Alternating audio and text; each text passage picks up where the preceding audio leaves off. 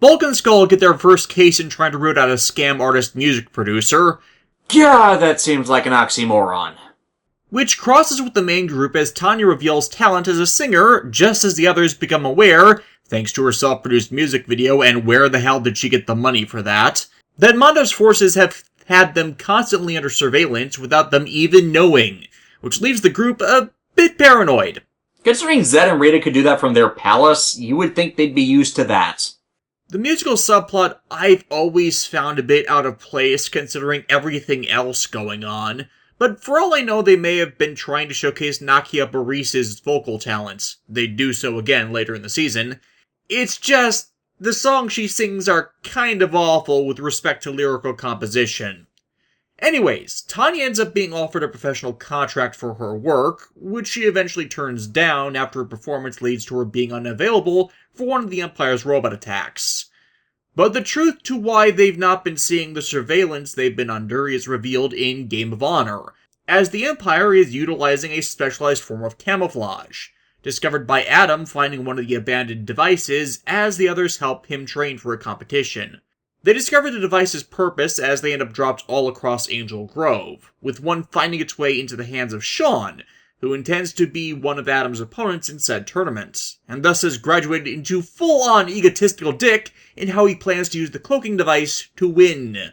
Though he'd be immediately disqualified by doing so, I'd bet, which is why he doesn't end up using it. Bulk and Skull end up captured by Robot Napoleon when they too find one, Billy's analysis of the device permitting them to discover the Machine Empire having achieved a foothold on Earth by using them on top of the surveillance. And with this revelation, they destroy the base and the monster providing power to the devices. But with that, and half the season finished, we finally get back to a story arc with the Gold Ranger Saga. Which begins with Mondo using a series of diversionary tactics to play divide and conquer with the team, splitting them up and then hitting them hard and fast in an effort to disable and or exhaust them for the coming next wave. And it's a plot that shows itself to be succeeding. At least until a certain ship approaches the Earth, which disrupts Mondo's control over his forces. Everyone withdraws, with Billy's analysis revealing that thing holds another Zeo crystal, leaving him to lament how this force-splitting tactic wouldn't have worked if there was even one more Ranger. Thus, the two factions head out hunting the pyramid with Mondo's forces once more ambushing them, and Billy suspiciously going MIA, and who should appear but... It's me!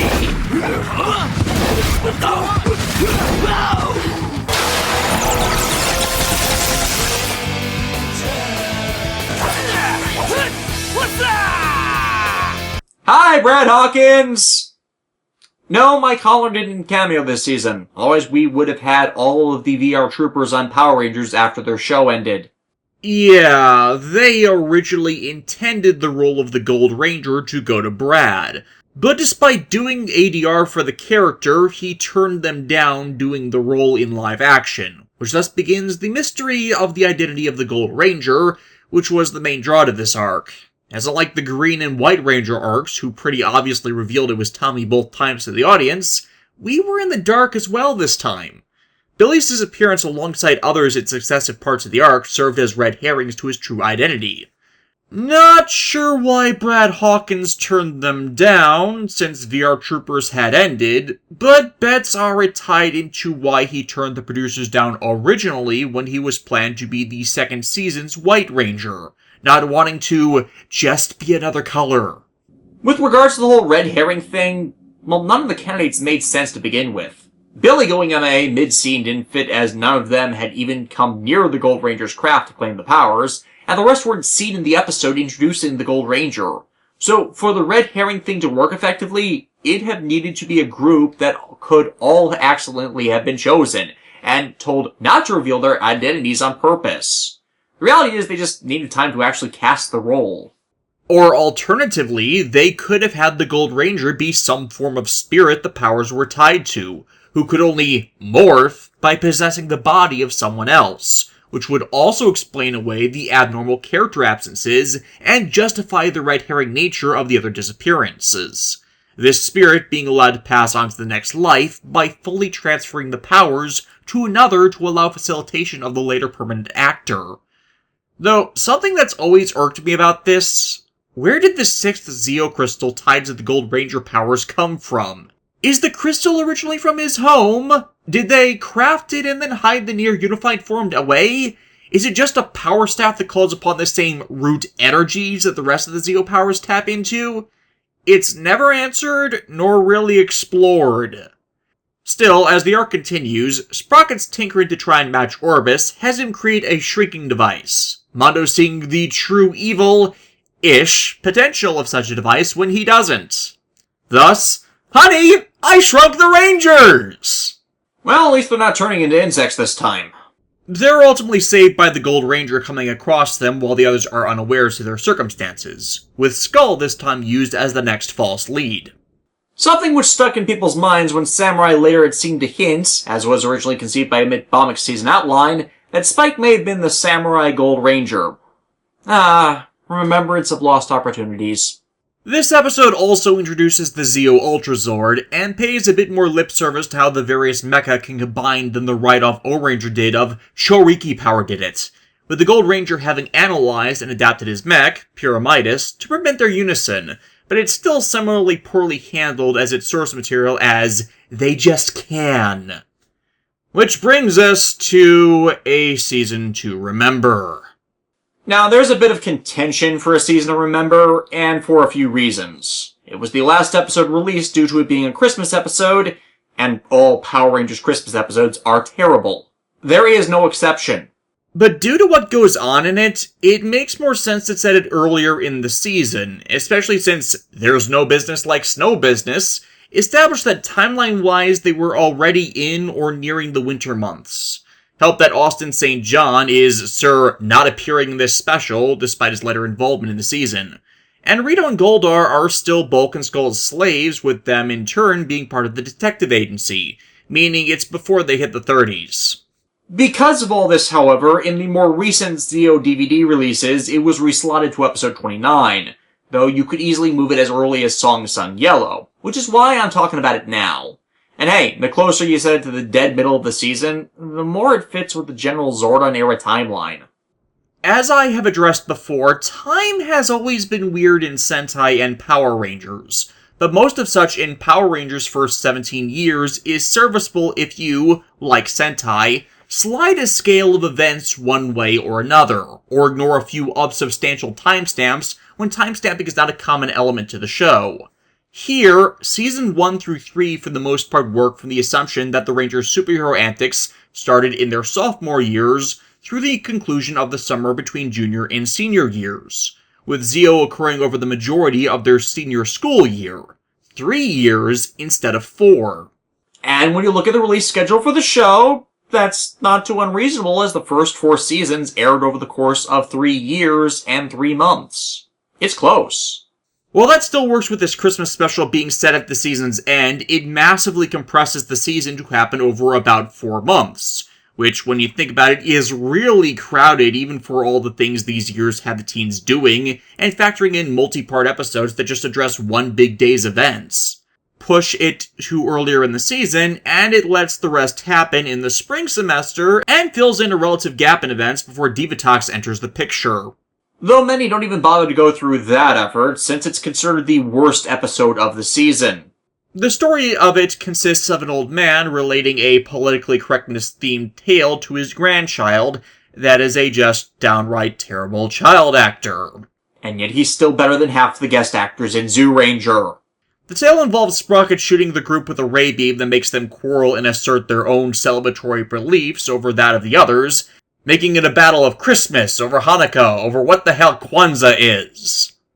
You know, a lot of countries don't even celebrate holidays this time of year. Like Korea. Well, unless you count the Dongji Festival celebrating the winter solstice every December 21st, which puts it right in that general time frame. Or is that just too general a holiday since China and Taiwan also have that celebration? I have no idea where I picked this crap up. And though Power Rangers has, in the past, done this kind of mind manipulation plot before, this has to be one of its absolute worst renditions to show how shallow the intergroup antagonism is. Over things that don't matter, instead of bringing to the forefront irritances people have with those around them they just tolerate. And I don't see the point of making a big deal out of this superfluous quarreling, and never have, because this is an actual thing that happens in real life, only in ways that are far less petty, which is cheapened by the entire stupid execution of the bantering over shallow egocentrism, and done with arguably the worst acting of the entire season as well. But, with everyone distracted, Sprocket then proceeds to steal Christmas. You're a mean one, Mr. Grinch. His spell is ridiculously easily broken by a horrible child actor unaffected by the ray, with a stupid Unity poster and... When I get mad, my mommy sings me a song. No! No! No! No! No! No! Yeah, whoever was behind the music on this episode, it's just plain awful. But this horrid song snaps the group back to themselves, they replace the crap stolen, story over, with this thus leading to the biggest issue people had with it. The future forward scene that's pretty much been shown to be non-canon, where Tommy and Kat are old, married, and with grandkids, showing how much they were still pushing this down people's throats at the time, despite how much the fandom to this day despises it. And thus, the response most people tend to have to this one is, Bah! Humbug! This would be the last Christmas episode the show did until Samurai 2, due to the existing 3 having such negative feedback to all of them. As is my ongoing treatise with Neo Saban, they seem to have forgotten every lesson learned by the first 17 years. Back to the Gold Ranger arc, the next identity distraction shows itself to be the reappearance of Tommy's brother David in his last appearance as he meets up with the rest for a surfing competition, while Mondo puts out a monster to poison Angel Grove's water supply. Haven't they done this plot? They've done this plot. And I'd say it was decently diverging from the O-Ranger episode, but since they had the Hydro Contaminator early in the season also trying to poison large bodies of water, as opposed to Laura Faucet trying to get into every aspect of Tokyo's water lines, it really seems like a redundant tale as a result. Billy has determined that by destroying the Leaky Faucet monster, the spell will be broken and the water will return to normal. Robot. It doesn't do spells. Or at least actual physical toxins into the water system. Those aren't changed back by their source being stopped. Rockabye Power Rangers! Oh god. I am an adult and I just had to say that sentence. What have I done with my life? Has the Rangers become utterly exhausted by constant cog attacks over the course of weeks, to the point even the Gold Ranger is starting to feel the strain. It's all to facilitate Mondo sending out Somnobot to adapt O-Ranger 30's story of a monster that puts everyone to sleep. And hey, this is actually a good way to set up the plan. Due to the Zeo powers and Zordon's various protections, Mondo couldn't be sure his monster's sleep hypnosis power would even work. Stressing their mental defenses and vitality so there's a greater chance they'd be affected is pretty smart. As the team is dead on their feet even before they're confronted and fight the mechanoid. But similarly, in their exhaustion, they start to note all of Billy's mysterious absences, and begin to suspect him as the Gold Ranger, despite his protest of just working on some big project. Fans like to think of this relating to either his later showcased illness, or possibly the origins of the Turbo Power set. But the arc begins to close with Do I Know You? With Borax of a race of bounty hunters coming to Earth after old Goldie, in an attempt to steal his powers, as the others try to put together non-existent clues to the Ranger's identity. Tommy and Adam follow the COG patrols coming after Pyramidas, and ultimately just straight up ask him who he is. But he says nothing. The Varaks continue their attacks on him, however, eventually chasing him off Earth, to crash on, of all places, Aquitar, where, once assisted by Sestro and Delphine to safety, he powers down into absolutely no one we've seen before. This is Trey of Triforia, played by Tom, Tim, and Ted DeFilippo, and I apologize if I mispronounced that. And why did I just name 3 people? What's happening?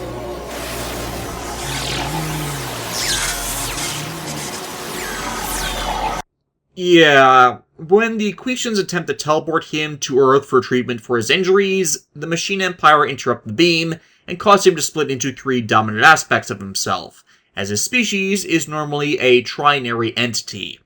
How that works is anyone's guess. Power Rangers isn't exactly known for the wise creation of alien species. Earth isn't the only place where humans live. But this split now makes it necessary to transfer that power, as he can't utilize it. And everyone immediately suggests giving them to Billy. Unfortunately, when they try that... Nope. Nothing. Billy, in fact, cannot get a new power set due to the consequences of one of the console explosions for when the command center blew up, causing him to be clouded with a negative proton technobabble whatsits. Bottom line, a new power set's energy is repulsed by this effect, so he can't take up the powers or even potentially recreated old ones, leaving them in jeopardy, as without a bearer, the Gold Staff will lose the connection it has to its power, and they will thus be lost to the Gold Ranger key Zeo stashed in that power vault. Wait, what am I saying? No one gives a damn about Megaforce. The Gold Ranger reveal overall was pretty horribly handled, as most of the Gold Ranger arc has been thus far. I kind of credit that failing of the end to the mystery to Shuki Levy and Shel Danielson, who over time had revealed themselves as two of the worst Power Rangers writers, and this being the first time they'd written anything all season. Thus, this doesn't follow from the previous mystery subplot for putting all those questions and guesses to rest properly, and thus leaves it all to be wasted filler. Really, all you needed was the first episode of it, and then these last 3 in the arc. Not helped with the whole back and forth with Billy being due to behind-the-scenes crap. Soon. Soon. And thus, the Gold Ranger arc concludes with a drawn-out walk back to the power chamber. On foot, as all available power is being kept focused on the Gold Staff to maintain the power connection, as Tommy brings back their candidate. One wonders why, if this was such an emergency, they didn't just bring, I don't know, a car. Would have helped you at least get close since you're still in the open desert versus more mountainous terrain. Wouldn't be the first time you've entered or exited the complex by land, dude. This is, of course, done to draw out the reveal of who the candidate is. Jason Lee Scott. Yeah, as an adult, this confuses me considering the reason he, Thuy Trang, and Walter Jones left were because they weren't being paid a livable wage for their time. I'm guessing obviously he was paid better when they asked him to come back, especially since there were different individuals in charge of the show now, but I've not been able to find any interviews or statements on the return to the show, nor the similar reprisals down the line. Though while all of this has been happening, the Rito and Goldar subplot comes to a close, with them first asking Bulk and Skull to find their families for them, only for the detective agency to receive a package from Rita and Zed. The pair restore their memories, they get their long-delayed Schadenfreude on Bulk and Skull, and head back to meet up with their masters. But yeah, Jason is given his new powers. Oh, and speaking of, fantastic work on the original transformation sequence and how they got it to mimic the O-Ranger one they modified for Zeo. It makes it all feel a lot more like he's a cohesive member of the team, that way, instead of the shot-cut animation O-Ranger had, which still made it seem Riki was still entirely separate from the others. Gold Ranger power! It's good to be back, man. Just like old times. There's something that in hindsight annoyed me about this. They sold the Gold Ranger Zeonizer as a toy, and yet never saw fit to give Jason it to match the gear of the others, just waving his arms around in a golden glow to invoke the power of the Gold Ranger staff. Which, okay, it's what bears the Gold Ranger's equivalent of a Zeo crystal, but they reconfigured theirs into the Zeonizers. It bugs me as it leaves him less geared and more reliant on the raw power to equip him with his gear. Though it wouldn't be the first transformation device to be a warrior's weapon in battle. Oh, wait. Kind of think that the Gold Ranger staff was the first transformation device to also be his weapon in battle. Toei didn't do that until Deca Break's Brace Throttle, and both Tohoku Shinsha and Tsuburaya didn't do it until after that. Huh. Nice one there. Anyways, he succeeds in gaining the power of the Gold Ranger just as Mondo rebuilds a bunch of his robots. Prepare to receive your indestructible neo-plutonium armor. Sir, won't the radiation affect the robot's internal circuitry? Nonsense, I took myself through the process and my Franz has never been Visuban. Well, all the robots are now radioactive. That can't be good! Unlike O-Ranger that didn't even try to fight their newly armored robots, Zeo actually has them face a freshly armored Silo, to actually show the strength of this enhancement and the necessity that comes after, since all 6 Rangers at full power can't even face one on the small scale. which thus justifies the following reveal of the Super Zeo Gems, holders of the original Zords designed to go with the Zeo powers.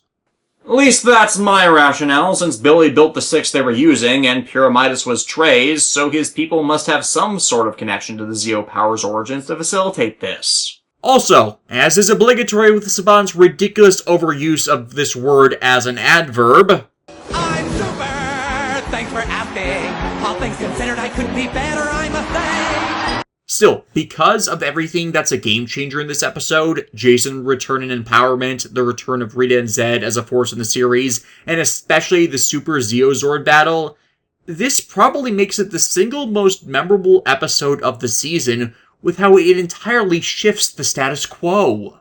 I'd almost say it was iconic in how it pulls this all off, with its excellent balance of all these plot points, and sets off the absolute best part of the season. Helped as well with the Coda not just leaving the return alone, but actually addressing Jason's departure. Though with the knowledge of what went on behind the scenes, I do kind of see the subtext of the two struggling to keep their personal issues with each other out of the portrayal, since apparently Austin St. John and Jason David Frank did not get along very well. Though for those who are still on the Jason versus Tommy debate on who's superior, let's settle this once and for all. Austin St. John, after leaving Power Rangers, became a firefighter and emergency medical technician, saving and helping people in real life. Jason David Frank has a martial arts dojo and web show reality series. Point goes to the original generation Red Ranger. Still, as Jason gets back into shape for Ranger duties with the others, Rocky begins to feel a bit left out due to the guy he replaced being back, and then seeming to take back the slot he occupied amongst everyone, though only Tommy and Billy of which he actually knows. See, now I get to search the countryside for the guy who's replacing me. I can, however, understand the insecurity of seemingly having your role usurped, especially as they pile it all on a little thick with how important Jason suddenly is. Did he swap roles with JDF or something? Which explains the following desire to reassert himself by going to face the Machine Empire on his own. For Mondo, angered that so many of his machines were destroyed in one assault, has gone about unearthing a sword of immense power from a past conflict, whose raw energy almost destroyed him outright. This weapon, named the Damocles Sword. Okay, 1, brilliant name for that weapon, considering the moral anecdote that implies wherein great power comes with great danger. 2, once again, a better explanation for a series of plot points than the Sentai series chose to give, especially as they're all based around character. They ultimately show Rocky he had nothing to worry about, with them forming the Super Zeo Megazord and taking down Mondo. For now, thanks to the feedback from the sword. Machinae, of course, revealing that despite their king's defeat, they can rebuild him. Stronger, faster, even easier to defeat! Wait. But in the interim, it means some old villains can get a chance at the spotlight, with Zed and Rita showing themselves living out of the camper of evil. What? They have the Necronomicon in there! Yeah, the camper's a bit silly and kind of builds the context that they're washed-up villains, but any permanent setup could easily end up detected and destroyed by the Machine Empire, so it makes sense for them to stay on the move, and the best way to do that with a group of their size is with such a vehicle. Serpentera is unusable for such purposes since they never fixed its power supply issues, and it's questionable in its usability against other machines. Now that doesn't stop them from trying to use a machine against the Machine Empire, which introduces us to Louie Kaboom, a monster created out of a remote-controlled missile they intended to use to destroy the Empire, only for Goldar and Rito to lose the remote, so Louie decides to follow his own agenda. Conquest of the Machine Empire! Yeah, despite the return of the classic bad guys, I always ended up more invested in this episode's subplot. Which is of the Rangers in civilian form having to deal with a group of bikers, preventing Ernie from setting up a beachside cafe due to it being on their turf. Jason finally getting a tangible plot in the series where he helms the counter efforts by trying to talk things out with a member of the gang named Emily. That actually serves as an ongoing love interest for him through the end of the season. Turns out she suffered from new girl syndrome and fell in with the jerky bikers despite not liking their antics, But thanks to Jason saving Emily from Louie's antics, and turning her necklace into a monster, which he then recovers for her, the ex convince her to try and sway her friend's jackassery, and as a result, she's hired on to staff the place and flirt with Jason until they get together near the season's end. I'm guessing why I felt more invested there is because they had to, for the first time in memory, deal with a legitimate real-life problem where they couldn't use their powers or martial arts skills to solve it, and the diplomacy, especially from Jason to show what he might have been putting into practice while away, served the tale very well. Then, Skull's personal case of acting as a bodyguard for a model leads to him spilling a prop bottle full of some type of perfume onto her. Yeah, props like that wouldn't have such in it. Which inspires Machinae to use the Empire's forces to build a skunk whose stench-based abilities will drive all of them apart from the scent it makes them give off. Or as it's known to the common folk, he gives them a case of con-funk. For the love of God, people, shower and use deodorant! And I like this episode a hell of a lot better than the source one, as they didn't go to the lowest common denominator for a fart joke that doesn't even work in context. This, of course, leads to the introduction of the Warrior Wheel as additional arsenal sent by Trey for Jason to control for the rest of the team, adding all but one piece to their arsenal, which is then granted by the following episode, the Laura Boric, which finally goes back to how things started with Tanya and addressing her explorer parents, that despite being alive and well, are still doing the adventurer thing.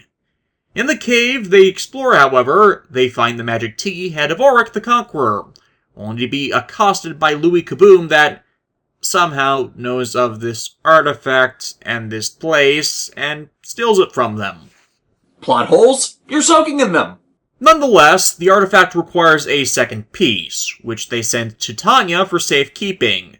But since Aisha took Tanya's place in the village, she's passed it off to Angel Grove, alongside a map depicting the island where they've apparently been stranded for the last 10 plus years that no one's been able to find, Auric having been their last chance to finally go home. How did they get the map and the key off the island then? Still, with the map, Tanya can save them! Only for that to be complicated by Louie desiring the key, which prevents the group from going after them, with the threat an evil commanded Auric represents. Auric does not bring harm to others, little man. You'll destroy the Earth, and you're gonna like it! I will not be subject to a barbarian like you. Okay, so maybe they were panicking over nothing.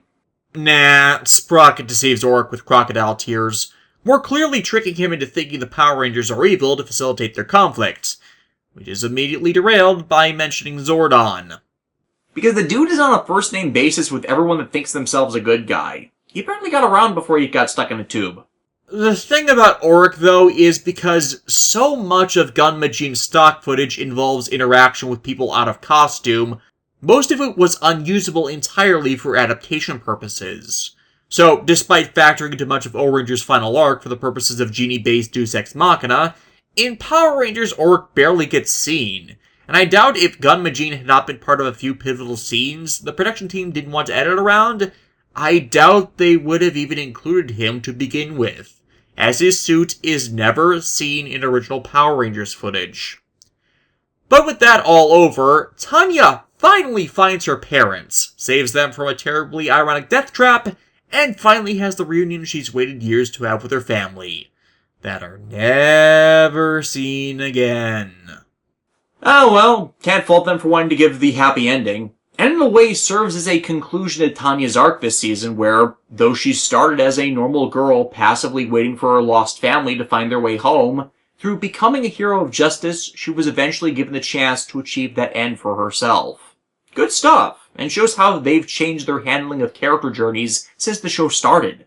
Louie completes his usurpation, resetting the Midas Dawg plot, with Bulk and Skull being the ones who find it when they are on a prop hunt for a play Cat's making. Unlike the idiot humans of Toei continuity, however, the pair are familiar enough after all of this time of zany cursed magic stuff that they immediately work to warn everyone of the danger, and for Jason to be the one rendered a statue instead of Adam to match his counterpart. Which makes the plotting of everything that follows a bit odd, as the episodes they were adapting required Adam's absence. Thus, his appearance and then removal is abnormal, as it results in unnecessary dialogue cues about writing him out of things. Whereas it would have been easy to have Jason instead have turned gold, oh irony, confronting Louie before his footage gets involved, and better explains both of their incapacitations. Now, yes, as I've said, Power Rangers doesn't have to 100% match Sentai to be good, and it can fix the flaws the Sentai may have had. Zeo overall does achieve this. But in this instance, you're not doing good work when the alterations you make from the Sentai's story, while still following it, are unnecessary or only result in plot holes. The joke's on Blue has Bulk and Skull get into a feud with another pair of detectives as a prankster makes his way around the town, the two groups competing to find the culprit. I'm Humphrey. This is my partner, Bogart. I love this episode and everything about it simply from that.